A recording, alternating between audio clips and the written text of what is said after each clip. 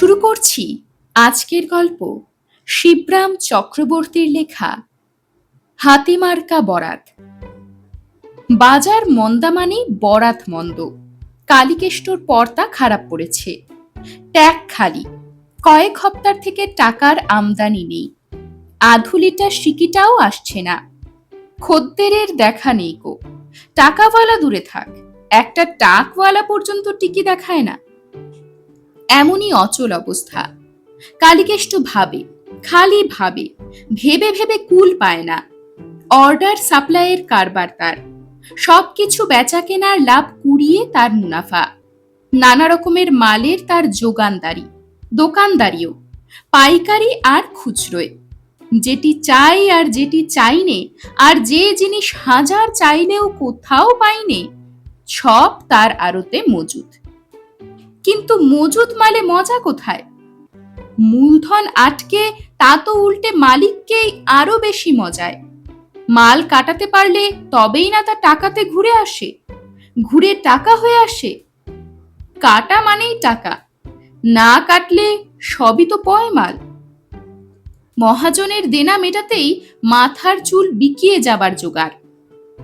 কিন্তু তাও বুঝি আর বিকোবে না।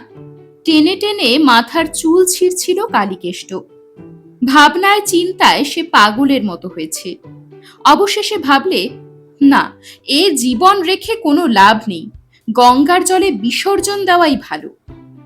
সেই মতলবে সে গঙ্গার ধারে গিয়ে দাঁড়ালো, নিজেকে জলাঞ্জলি দিতে যাচ্ছে। এমন সময় দেখলো গাছতলার থেকে এক সন্ন্যাসী হাত তুলে তাকে ডাকছে। সন্ন্যাসীর কাছে গিয়ে প্রণাম করে বসতেই তিনি বললেন, কেন বাপু অকারণে মরতে যাচ্ছ? তোমার বরাত তো খারাপ নয়, তোমার দরজায় হাতি বাঁধা থাকবে আমি দেখছি। কপাল দেখে আমি বলতে পারি। হাতি? প্রভু বললেন ভালো, 7 দিন থেকে হাতে একটা পাই নেই, কিচ্ছু পাইনি, বিক্রিপাট বন্ধ, খাবো কি তার সঙ্গতি নেই, আর আপনি বলছেন হাতি? বলছেন বেশ। সন্ন্যাসী ধুনির থেকে একটু ছাই তুলে ওর হাতে দিলেন, বললেন, এই নাও বৎস, এই ছাইটুকু নস্যির সঙ্গে মিশিয়ে নিয়ে নাকে দাও গে। বরাত কাকে বলে তখন দেখবে। এই নস্যি নাকে দিয়ে তুমি যে কোনো জিনিস যাকে খুশি যে কোনো দামে বেচতে পারবে। যতদিন এ জিনিস তোমার নাকের কাছে থাকবে, কিছুতেই তোমার মান নেই। ব্যবসার লক্ষ্মী মা গন্ধেশ্বরীর কৃপা আর এই নস্যি একসঙ্গে তুমি টানবে। কালী তো লাফাতে লাফাতে বাড়ি ফিরল। তার নিজের আড়তেই নস্যি ছিল। খানিকটা নিয়ে তার সঙ্গে সেই ছাই মিশিয়ে ডিবে ভরে রাখলো নিজেরটাকে। এক টিপ না নাকে দিয়ে ভাবতে লাগলো, কি করা যায়, কি বেচা যায়, কাকে বেচা যায়।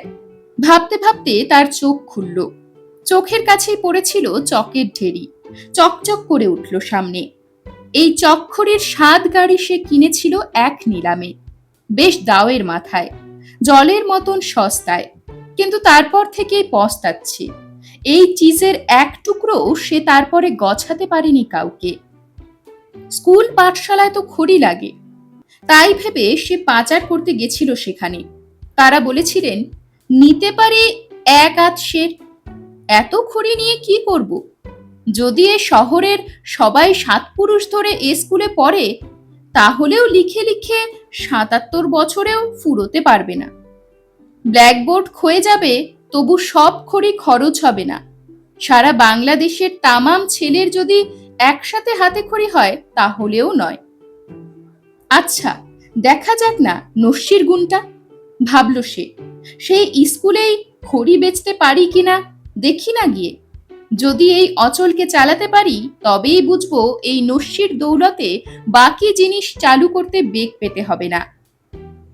খড়ি বোঝাই এক গাড়ি নিয়ে সে পাড়ি দিল স্কুলের দিকে।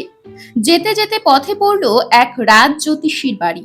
ভাবল, সে গণৎকারদের তো গুনতে লাগে, এখানেও খানিক বেচা যাক। গোড়াতেই কিছু বউনি হওয়া তো ভালো। মাল বেচে যাওয়া মানে যদিও খানিকটা তার কমে যাওয়া, মালের ঘাটতি, তাহলেও মালের কাটতি মানেই মালিকের বেঁচে যাওয়া, আর মাল বেঁচে যাওয়া মানেই মালিকের মরণ। টাকার জন্যেই টেকা আর টেকার জন্যেই টাকা, মাল না বাঁচলেই মালিক বাঁচল। এই ভেবে সে গণৎকারের দরজায় নক করল। বেরিয়ে এলেন গণক। কি কি চাই? আগে খড়ি বেচতে এসেছি। গুনতে তো আপনাদের খড়ি লাগে, তাই এই এক গাড়ি এনেছি, কয়েক মন মোটে। গুনতে? হ্যাঁ লাগে, কিন্তু তাই বলে কি এত খড়ি? একটু হলেই তো হয়। একেবারে গাড়ি খানেক এনে ফেলেছো। তা এনেছো যখন তোমাকে ফেরাতে চাইনি। দাও তাহলে একটুখানি, এই এক কাচ্চার। এটুকুর দাম কত? একটুতে কি হবে বলে কালীকেষ্ট এক টিপ নস্যি নেয়। অন্তত মন খানেক তো নিন। এক মন না হলে গুনবেন কি করে? অর্ধেক মন নিয়ে কি গোনা যায় মশাই? গোনা গাথা এক মনে করার জিনিস নয় কি কর্তা? আপনি বলুন না, এক মন না হলে কি কেউ কখনো গুনতে পারে?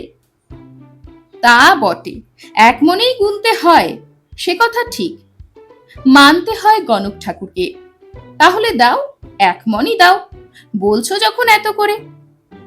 মন খানিক সেখানে দিয়ে মনের ভার একটু লাঘব করে দোমনা গণককে 2 মন গছানো যেত কিনা ভাবতে ভাবতে সে স্কুলের দিকে এগুলো। গাড়ি আর খড়ি নিয়ে হেডমাস্টারের কাছে গিয়ে খাড়া হতেই তার চোখ পড়ল সেই খড়ির উপর, আর উঠল সোজা কড়িকাঠি। এ কি, আবার তুমি সেই খড়ি নিয়ে এসেছো? আগে হ্যাঁ, বলে কালী এক টিপ নস্যি দিল নাকে। দিন কয়েক আগে আপনার এখান দিয়ে যাচ্ছিলাম, যেতে যেতে আমার নজরে পড়ল আপনার স্কুলের অনেক জানলার খড়খড়ি ভাঙা। অনেক দিনের স্কুল তো, ভাঙবে তার বিচিত্র কি? একেই ছেলেরা ডান পিটে, তার উপরে পড়া না পারলে মাস্টাররা তাদের ধরে পিটন। আবার তাদের কাছে যা পিটুনি খায় তার সব ঝালটাই তো ঝাড়ে ওই জানলার উপরে। কিন্তু খড়ির সঙ্গে তোমার খড়খড়ির কি? হেডমাস্টার অবাক হন। খড়ি তার কি কাজে লাগবে? খড়খড়ি সারাতেই মশাই, এই খড়খড়ির অভাব মোচনের জন্যই। খড়ি তো মজবুত, এখন কিছু খড় হলেই হয়ে যায়, বলে আরেক টিপ নস্যি সে লাগায়। খড় আর খড়ি জুড়ে সন্ধি করে কিংবা সমাস করে লাগিয়ে দিন, হয়ে গেল। যদি বলেন তো খড়ও আমরা যোগান দিতে পারি। কথাটা হেডমাস্টারের মনে ধরে। মাথা চুলকে তিনি বলেন, কথাটা বলেছ মন্দ না, আইডিয়াটা আমার মাথায় লাগছে। এইভাবে খড়খড়ির সমস্যা মিটলে খরচা খুব বেশি পড়বার কথা নয়। খড়ি তো পেলাম, আচ্ছা যাও, খড়টা চটপট পাঠিয়ে দাও গে। খড়খড়ি সরবরাহ করার পর সারাদিনের কারবার তার মন্দ হলো না। এক বিজলিবাতির কারখানায় সপাচেক লণ্ঠন সে পাচার করেছে, জুতোর দোকানে মজুত করেছে খড়ম, গরুর খাটালওয়ালাকে গছিয়ে এসেছে ঘোড়ার লাগাম, এক আধটা নয় কয়েক ডজন। টেকো লোকের কাছে বেচেছে মাথার চিরুনি, চুলের বুরুষ। তার আড়তে বেদবাক্যের মতো অকাট্য যা ছিল তার প্রায় সবই সে কাটিয়েছে সারাদিনে, হেসে খেলে। কিন্তু 25 মন খড়ি তখনও গড়াগড়ি যাচ্ছিল একধারে। সেগুলো গাড়ি বোঝাই করে সে রওনা দিল শহরতলিতে। সেখানে নতুন এক সার্কাসের দল এসে তাঁবু গেড়েছিল। লরি বোঝাই খড়ি নিয়ে কালীকেষ্ট হাজির। সার্কাসের ম্যানেজার ঘাড় নেড়েছেন। না মশাই না, চকের আমাদের কোনো প্রয়োজনই নেই, চক নিয়ে আমরা কি করব? তাঁবুতে লাগান। কালী তাদের বাতলেছে, তাঁবুর চেহারা ফিরবে, চক লাগিয়ে তাঁবু চকচকে করুন। চটের গায়েও খড়ি মাখালে তার চটক বাড়ে, জানেন তো। চকচকে তাঁবু হলে তবে না চোখ টানবে সবার। আর লোকের নজরেই যদি না পড়ে তবে নজরানা পড়বে কেন? চাকচিক্য না দেখলে গাটের করে খরচ করে দেখতে আসবে কেন মানুষ? খড়ি বেচতে তারপর আর দেরি হয়নি, বেগ পেতে হয়নি বিশেষ। কিন্তু বেগ পেতে হলো বেশ তারপরেই, এক গোসাই বাড়ি মাংস থুরবার যন্ত্র জোগাতে গিয়ে। যন্ত্রটা দেখেই তিনি এমন ভাবে না না করে উঠলেন যেন ভয়ঙ্কর এক যন্ত্রণা পেয়েছেন। নাক সিটকে বললেন, আমরা বৈষ্ণব মানুষ, মাছ মাংস তো ছুঁই নে, মাংস থোড়ার যন্ত্র নিয়ে কি করব আমরা?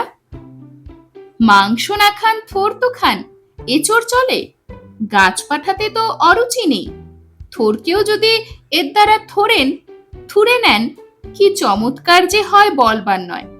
পাঠার মতো গাছ পাঠাকেও এই যন্ত্রে ফেলে পাঠ করা যায়। তারপর সেই থোড়া এচোর দিয়ে তার সঙ্গে থোড়া গাওয়া ঘি মিশিয়ে, আহা! কালীকেষ্ট সরাত করে জিভের ঝোল টেনে নেয়। থুরলাম না হয়, কিন্তু তারপর? জিজ্ঞেস করেন গোসাই ঠাকুর। তারপরেই কাঁঠালের কিমা, সেই কিমার পুর দিয়ে বেসনে ভেজে চপ কাটলেট যা খুশি বানান, যা আপনার প্রাণ চায়। বিলাস বেসন একাধারে, যা ইচ্ছে বানিয়ে খান, খাদ্যের যে কোনো বিলাসিতা। এচোরের দো পেঁয়াজি কি থোরের স্বামী কাবাব। স্বামী কাবাবের নামে গোস্বামী একটু কাতর হয়েছেন, কিন্তু কাত হননি। বিলাস বেসনের কথাটায় টলেছেন, কিন্তু কাবার হননি। থোড়াই মেশিন, থোড়াই তিনি নিয়েছেন, একখানাই মোটে। ডজন খানেক কিছুতেই তাকে গছানো যায়নি। তিনি বলেছেন, একটাই তো যথেষ্ট, দুটি মাত্র হাত আমার, 2 ডজন তো নয়। 12টা যন্তর নিয়ে কি করব বাপু, ক হাতে চালাবো? আজ এটায় কাল ওটায় ঘুরিয়ে ফিরিয়ে চালান না, 12টাকেই কাজে লাগান এইভাবে। যন্তরকেও মাঝে মাঝে বিশ্রাম দিতে হয়, তাতে ভালো কাজ দেয় আরো। বুঝলাম, কিন্তু দুটি তো মোটে বাহু, সেদিক দিয়ে বিবেচনা করলে এতগুলি নেওয়া একটু বাহুল্যই নয় কি? আপনি নিজে কি আর থুরতে যাবেন? থুরবে তো বাড়ির মেয়েরা, গিন্নিবান্নিরাই। আর তারা যে 10 হাতে কাজ করেন, তা কি আপনার শোনা নেই? তারা যদি কিমা বানাতে বসেন, কি না করতে পারেন। সামান্য কটা যন্ত্র কি পেরে উঠতে পারবে তাদের সঙ্গে? ভালো কথা মনে করিয়ে দিলে। কিমার কথাতেই মনে পড়ল, কিমা করবে কে? কাকিমাই নেই যে, তীর্থ করতে বেরিয়েছেন। প্রয়াগ, বৃন্দাবন, মথুরা 4 ধাম ঘুরে তারপর ফিরবেন। তিনি মথুরা থেকে ফিরলে তারপরে তো এই থুরাথুরি। না বাপু, ও যন্তরের এখন কোনো কাজ নেই, একটাও আমার চাইনি। কালীকেষ্ট ধাক্কা খেল, এমন ধাক্কা সে সকাল থেকে খায়নি। চালের দোকানদারকে কাকরের বদলে কাকুর গছাতে সে বাধা পায়নি। দর্জির কাছে দরজা বেঁচে এসেছে, ঘড়িওয়ালার কাছে ঘড়া, ডাক্তারের কাছে থার্মোমিটারের বদলে হাতুড়ি, হাতুড়ের কাছে ইঞ্জেকশনের দাওয়াই। রেশনের দোকানে অপারেশনের যন্ত্রপাতি চালাতেও কোনো অসুবিধা হয়নি। কিন্তু টক্কর খেলো এই প্রথম। খেতেই সে টক করে নাকে হাত দিল। না, এক টিপ নস্যি নেওয়া দরকার। কিন্তু ট্যাকে হাত দিয়েই তার চক্ষু স্থির। এ কি, ডিবেটা তো নেই কো, গেল কোথায়? কোথায় ফেললো ডিবেটা? কখন হারালো সে? ভাবতে ভাবতে তার খেয়াল হলো, সার্কাসের ম্যানেজারের টেবিলে ফেলে আসেনি তো ভুল করে। ছুটল সে তাঁবুর দিকে, এক মুহূর্ত আর দেরি না করে। ডিবেটা নিজের তাবে না আসা অবধি তার স্বস্তি ছিল না। সার্কাসে ফিরে গিয়ে সে অবাক হয়ে গেল। ম্যানেজার হাসতে হাসতে তাকে অভ্যর্থনা করলেন, কিন্তু বিস্ময় সেজন্যে নয়। সে হাঁ হয়ে গেল এই দেখে যে তার খড়ি তাঁবুতে না লাগিয়ে গুড়িয়ে গুলে কাই বানিয়ে হাতির গায়ে মাখাচ্ছে, তাই জন্য। ইস, কি কড়া নস্যি মশাই আপনার, একটু না নাকে দিয়েই যা নাকাল হয়েছি। সে কথা না তুলে কালী শুধলো, এ কি মশাই, খড়ি দিয়ে এ কি হচ্ছে? হাতিটার হাতে খড়ি হচ্ছে আর কি, বলল ম্যানেজার। হাতির সামনের গোদা পা দুটোয় খড়িগুলা লাগাতে লাগাতেই বলল, তা তো দেখছি, কিন্তু এমন করে খড়ি মাখিয়ে হচ্ছে কি? হাতিটা বেজায় বুড়ো হয়ে গেছে কিনা, কোনো কাজেই লাগে না আর, কদিন বাঁচবে কে জানে, তাই ভাবছি এটাকে এবার বেচে দেব। বুড়ো হাতি কিনবে কে? কালী ঠোঁট উল্টায়, তার উপর আবার ফোকলা, দাঁত নেই কো একদম। তা বটে, কিন্তু হাতিদের দাঁত বাঁধবার ডাক্তার মেলে কোথায়? হাতিদের কি ডেন্টিস্ট আছে? হস্তি সমাজে আছে কিনা জানি নে, কিন্তু মনুষ্য সমাজে তো নেই। তাই ভাবছিলাম কি করি। আপনার নস্যির টিপে ফেলে গেছিলেন, তার এক টিপ নাকে দিতেই মাথা খুলে গেল। দেখলাম তাই তো, আপনার খড়ি দিয়েই তো হয়ে যায়, বেশ হয়। কি হয়? মানে এটাকে শ্বেত হস্তি বলে চালানো যায়। সাদা হাতির বেজায় দাম, জানেন নিশ্চয়ই। অতি দুর্লভ জিনিস কি না? বটে বটে, কেমন দাম এক একটা তেমন হাতির? লাখখানেকের কম তো নয়। শ্যাম দেশে শ্বেত হস্তির পূজা হয়ে থাকে, যাকে বলে রাজ পূজা। রাজা রানীরা পূজা করেন।